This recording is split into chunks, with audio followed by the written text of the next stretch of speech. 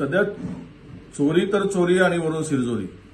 राहुलजींनी मतचोरी उघड केली आणि त्यावेळेस भारतीय जनता पक्षाने उत्तर देणं सुरू केलं जसे काही हे निवडणूक आयोगाचे वकील आहे.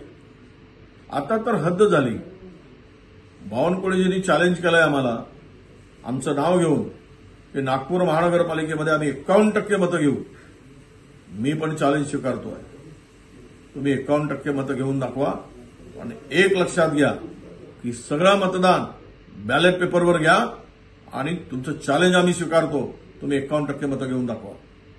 जर तुमच्यात हिंमत असेल नागपूर महानगरपालिकेमध्ये 51% मतं घ्यायची आणि तुम्ही इमानदारीनं जर या निवडणुका जिंकत असाल तर मग होऊन जाऊ द्या दूध का दूध पाणी का पाणी.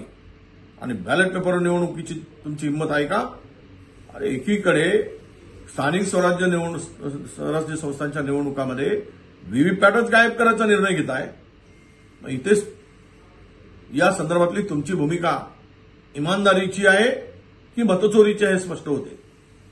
म्हणजे व्हीव्हीपॅट गायब करायचा वेळ जातो म्हणून आणि वरून 51% मतं घेण्याची भूमिका स्वीकारायची आमचं चॅलेंज आहे. चॅलेंज आम्ही स्वीकारलं आहे. तुम्ही दाखवा घेऊन. पण ते सगळ्या निवडणुका या बॅलेट पेपरवर घेण्याची हिंमत करून दाखवा. मग लोकांना पटेल सच्चाई काय, सत्यता काय.